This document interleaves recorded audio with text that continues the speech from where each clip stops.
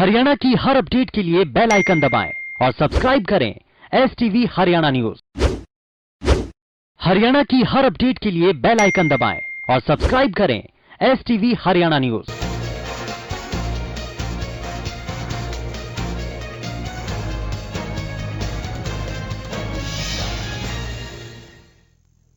नमस्कार, आप देख रहे हैं आपका जिला आपकी खबर और मैं हूं आपके साथ शुभेंदु सिंह। देश में 2 महीने से जारी कृषि कानूनों के खिलाफ किसानों का आंदोलन अब भी जारी है और इसी आंदोलन के समर्थन में जींद में महापंचायत हुई। भारतीय किसान यूनियन के नेता राकेश टिकैत ने इस महापंचायत में हिस्सा लिया और केंद्र सरकार पर जमकर निशाना साधा। इस महापंचायत में कई प्रस्ताव भी पास किए गए। इसमें तीनों कृषि कानूनों की वापसी की मांग की गई, साथ ही किसानों पर जो केस दर्ज किए गए उन्हें वापस देने की मांग की गई। साथ ही 26 जनवरी को जिन नेताओं को गिरफ्तार किया गया उन्हें रिहा किया जाए, ये मांग उठी। जींद महापंचायत में किसान नेता राकेश टिकैत ने कहा कि जब जब राजा डरता है तब तक किलेबंदी करता है। दिल्ली में कीलें लगाई जा रही हैं, हम वो अपने खेतों में भी लगाते हैं।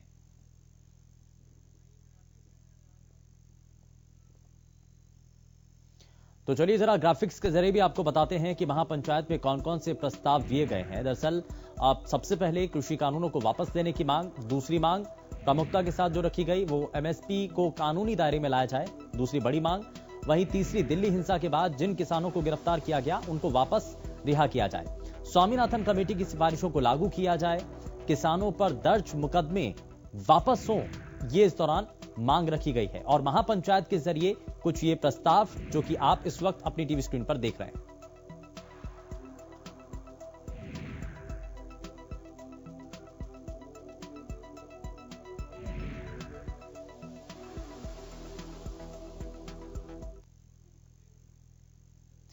वहीं कांग्रेस नेता राहुल गांधी ने बुधवार को प्रेस कॉन्फ्रेंस कर केंद्र सरकार पर निशाना साधा।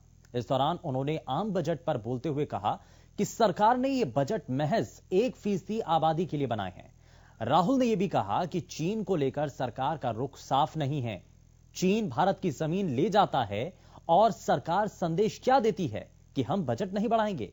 राहुल गांधी ने कहा कि सरकार को आम आदमी के हाथ में पैसे देने चाहिए। और किसान आंदोलन के मसले पर कांग्रेस नेता ने कहा कि सरकार को जल्द समाधान निकालने की जरूरत है। किसान देश की रीढ़ की हड्डी है और सरकार उन पर अत्याचार कर रही है।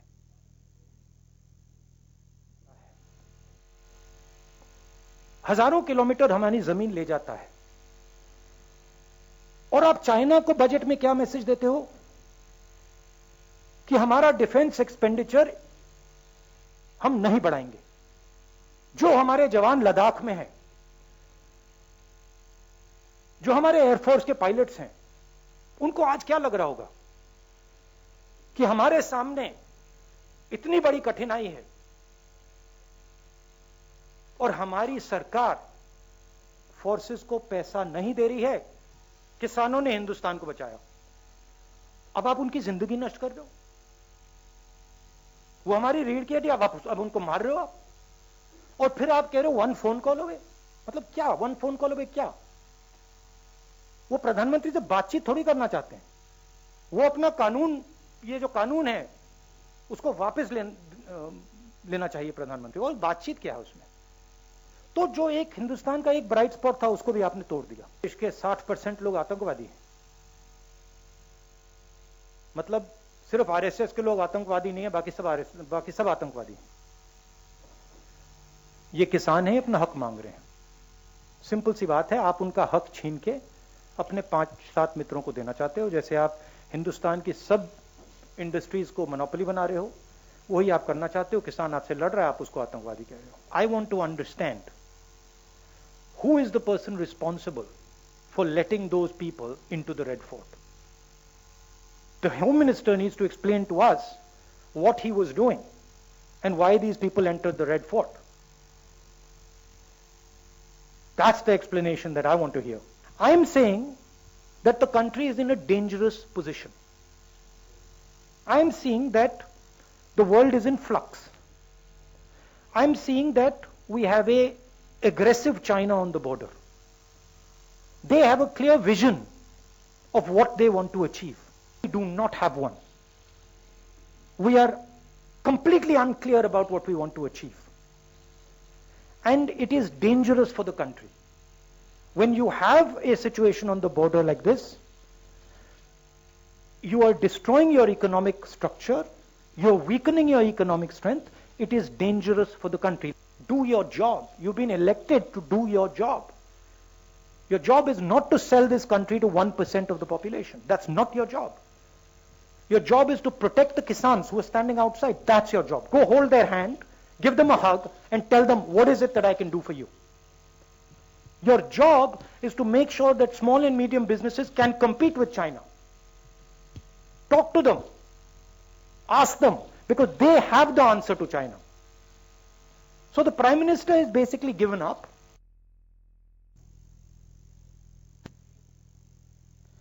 और वहीं चंडीगढ़ में कांग्रेस विधायक दल की बैठक हुई। बैठक में पूर्व मुख्यमंत्री भूपेंद्र सिंह हुड्डा सहित तमाम नेता मौजूद रहे। वहीं बैठक के बाद पूर्व सीएम हुड्डा ने कहा कि कांग्रेस किसान आंदोलन का समर्थन कर रही है। उन्होंने कहा कि किसान आंदोलन में प्रदेश के जिन किसानों की मौत हुई, कांग्रेस उनके परिजनों को 2-2 लाख रुपए की आर्थिक मदद दे रही है। हुड्डा ने कहा कि इंटरनेट बंद किया जा रहा है और किसानों के धरना स्थल पर पानी के कनेक्शन काट दिए गए, जो निंदनीय है।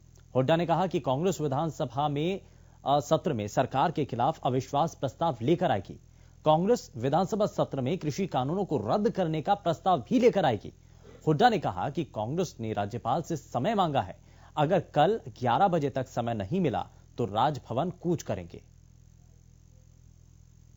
कांग्रेस विधायक दल की जो मीटिंग थी, उसमें जो आज किसान बैठा है, 70 दिन के करीब इस सर्दी में बैठा है, अपनी मांग लेकर आंदोलन कर रहा है, उसके बारे में चर्चा हुई और ये फैसला किया गया कि क्योंकि किसान आंदोलन के जो नेतृत्व कर रहे हैं किसान, उन्होंने ये फैसला किया है कि भाई वो कोई राजनीतिक दल को अपनी स्टेज और उस पर नहीं आने देंगे, नहीं आने चाहते वो, तो उनका सम्मान करते हुए ये फैसला किया गया।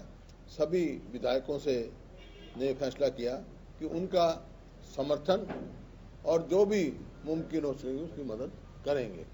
उसी संदर्भ में जो जिन्हों की जान गंवाई गई वहां पर शहीद हुए बॉर्डर पे, उनको विधायक दल की तरफ से 2-2 लाख रुपए भी पहुंचाए गए हैं और वो कर रहे हैं। साथ ही साथ ये भी फैसला किया कि जो आज परिस्थिति है हरियाणा में, जिस प्रकार की सरकार कार्रवाई कर रही है, आपका इंटरनेट काट दिया, जो किसान धरने बैठे वहां बिजली काट दी, कभी पानी काट दिया, शौचालयों का जो प्रबंध था वो पूरा नहीं।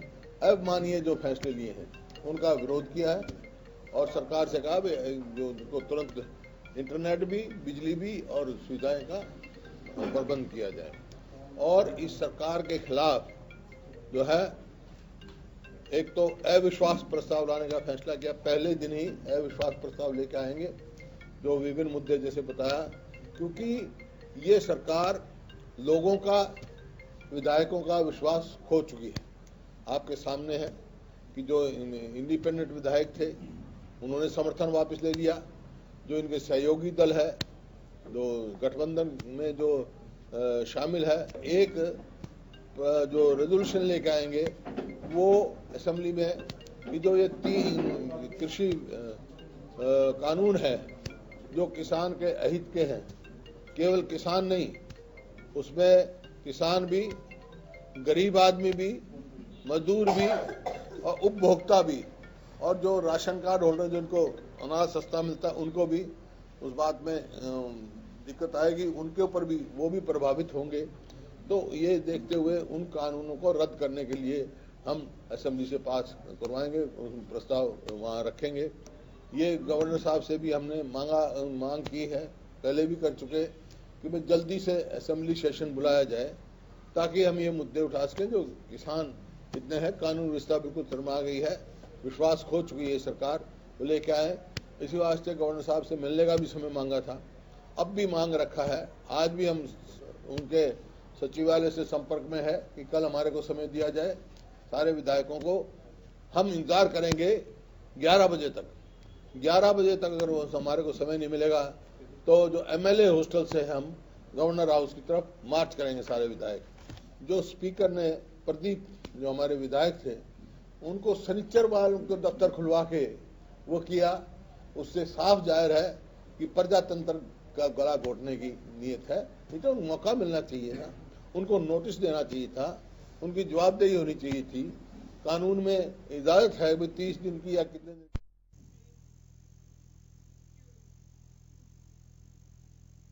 वहीं कांग्रेस के दिग्गज नेता राहुल गांधी के एक ट्वीट ने सियासी गलियारों में घमासान मचा दिया। राहुल ने ट्वीट कर कहा कि दुनिया के लगभग सभी तानाशाहों के नाम एम से शुरू होते हैं। राहुल गांधी के इसी बयान पर अब हरियाणा के गृह मंत्री अनिल विज ने बड़ा सवाल खड़ा कर दिया। दरअसल इस दौरान विज ने ट्वीट कर राहुल गांधी से पूछा कि अगर तानाशाहों के नाम एम से शुरू होते हैं तो दुनिया भर में अहिंसा के पुजारी मोहनदास करमचंद गांधी के बारे में राहुल गांधी का आखिर ख्याल क्या है। आपको जानकारी दें कि केरल के वायनाड से सांसद ने ट्वीट कर कुछ तानाशाहों के नाम गिनाए। ध्यान रहे कि म्यांमार में तख्ता पलट करने वाले सेना प्रमुख का नाम मिन ऑंग लाइंग है, जो कि अंग्रेजी के एम अक्षर से ही शुरू हो रहा है और सीधे सीधे इसको आप सीधे सीधे यहां निशाना जो है देश के प्रधानमंत्री को पर साधा गया था।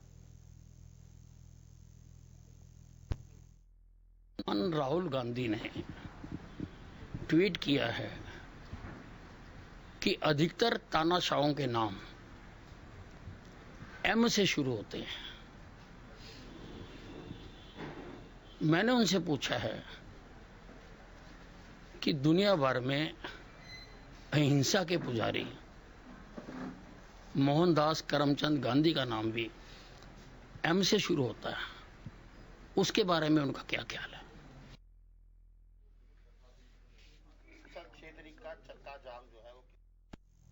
तो ये दो तस्वीरें हम आपको दिखा रहे हैं। एक तरफ कांग्रेस नेता राहुल गांधी का ट्वीट जिसको लेकर के चौतरफा तरीके से कई सवाल उठाए गए।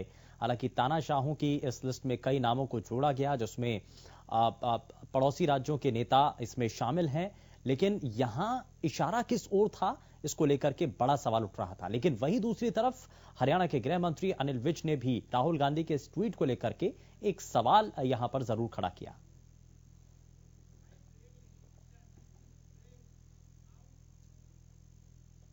ब्रेक के बाद आप सभी का स्वागत है।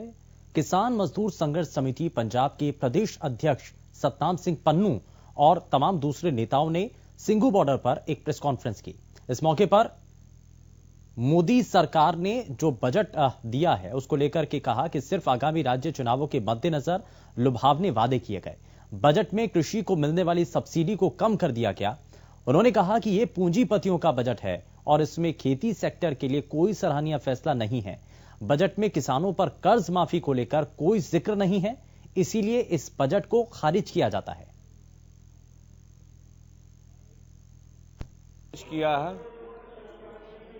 वो बजट जो आगे कई राज्यों में इलेक्शन आ रही है, उस इलेक्शनों को देखते हुए कुछ तो लोक लुभावनी बातें हैं और कुल मिला के पूंजीपतियों का हक का बजट है। खेती सेक्टर के लिए कुछ भी ऐसा नहीं किया गया जैसे हम उसकी सराहना कर सकें। खेती सेक्टर के लिए जो सब्सिडी थी उसको भी घटा दिया गया है। तो इसमें कुछ भी ऐसा नहीं है इसकी तो हमारी यूनियन ने कुल मिला के इस बजट को रद्द किया है। जो किसानों के ऊपर कर्ज था उसका भी कोई उसमें बात नहीं है, ना ही जो C2 के अनुसार फसलों के दाम देने की बात थी उसमें कुछ इस तरह की बात कही गई है। और इसी के साथ जो हमने मांगे रखी थी उसका भी उसमें कोई जिक्र नहीं आ रहा है। उसमें कोई किसान आंदोलन का आज 70वां दिन है और आज भी नए कृषि कानूनों पर तकरार जारी है। इसी बीच किसानों के साथ साथ उनके छोटे छोटे बच्चे भी इस आंदोलन में जुड़ना शुरू हो गए हैं। दरअसल ढासा बॉर्डर धरने पर अपने पिता के साथ आई छोटी सी बच्ची ने कहा कि उसके पिता कानून वापसी तक घर वापस नहीं लौटेंगे और किसानों की लड़ाई आगे यूं ही लड़ते रहेंगे। इतना ही नहीं, किसान नेता का कहना है कि सरकार ने इंटरनेट बंद कर रखा है जिसकी वजह से उनके बच्चों को परेशानी हो रही है। ये बिल्कुल इन्हीं के भविष्य की लड़ाई है। मैंने बताया था कि और ये कई दिन से जिद कर रहे थे। मेरी बिटिया भी आपने देखी, ये कई दिन से बोल रही थी पापा कहाँ रहते हो, इतने दिन हो गए। और बोल रही थी पापा मेरे को भी किसानों का संघर्ष में जाना है, किसानों के शांतिप्रिय आंदोलन में जाना है। और ये मेरे भांजा भांजी भी बोल रहे थे। तो आज ये सभी लोग यहाँ पर मेरे से मिलने के लिए आए थे और ये बोल रहे हैं कि भाई जैसे मेरी बिटिया ने बताया पापा, और ये मेरे भांजा भांजी ने बताया मामा घर तभी आना जब बिल वापिस हो जाए। और आगे इन्हीं के, मैंने फिर बता रहा हूँ, इन्हीं के भविष्य की लड़ाई है, हमारे मान स्वाभिमान की लड़ाई है। किसानों के लिए क्या कहना चाहोगे? जब तक बिल वापसी नहीं, जब तक कर वापसी नहीं, किसानों के लिए। क्या कहना चाहते हो आप?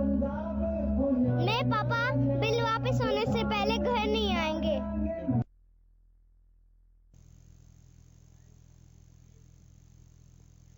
और कुंडली मानेसर पलवल एक्सप्रेसवे पर 2 दिनों से टोल वसूलने की प्रक्रिया को किसानों ने एक बार फिर बंद करा दिया।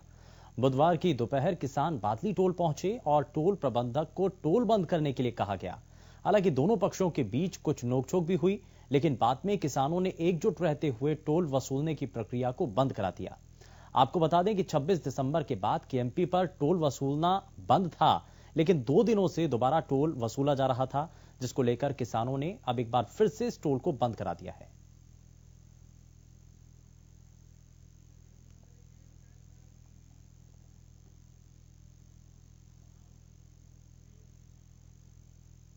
हरियाणा सरकार ने 7 जिलों कैथल, पानीपत, जींद, रोहतक, चरखी दादरी, सोनीपत और झज्जर में वॉइस कॉल को छोड़कर इंटरनेट सेवाओं, एमएमएस सेवाओं और मोबाइल नेटवर्क पर दी जाने वाली सभी डोंगल सेवाओं को बंद करने की अवधि बढ़ा दी है।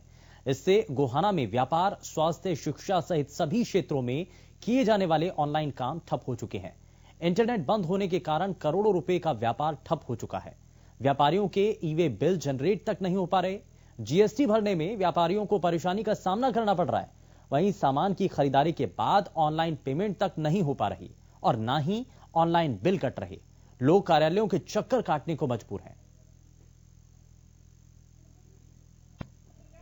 देखिए, इंटरनेट के बिना कोई भी काम संभव नहीं हो पा रहा है। कोई भी इनकम टैक्स की, जीएसटी की रिटर्न्स फाइल नहीं हो पा रही है। लोगों को जुर्माने लग रहे हैं।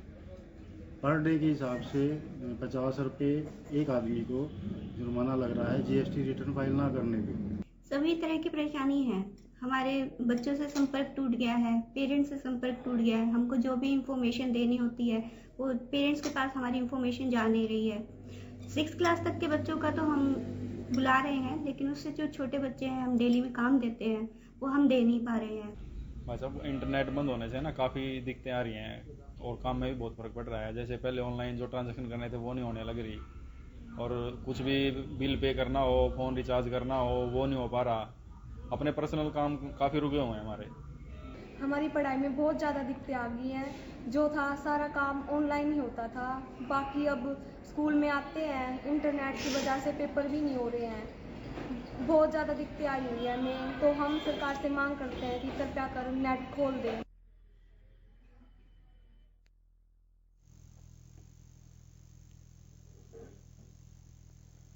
वहीं पलवल के अटौहा चौक पर चल रहा किसानों का धरना तीसरे दिन भी जारी रहा। इस दौरान किसान नेताओं का कहना है कि सरकार किसानों पर कितना भी अत्याचार कर ले, जब तक उनकी मांगों को नहीं माना जाता तब तक उनका यह आंदोलन जारी रहेगा। वहीं किसान नेता अरुण जेलदार ने कहा कि सरकार पूरी तरह से किसान आंदोलन को दबाने में लगी है, लेकिन शायद सरकार ये भूल रही है क्योंकि बिना किसानों के आज तक कोई भी सत्ता नहीं चली है। सरकार ने किसानों पर हर तरह के अत्याचार और राजनीतिक हथकंडे अपनाकर देख लिए। अब शायद सरकार को समझ आ जाएगा कि किसानों की मांगे जायज हैं और उन्हें इन मांगों पर सहमति देना उचित रहेगा।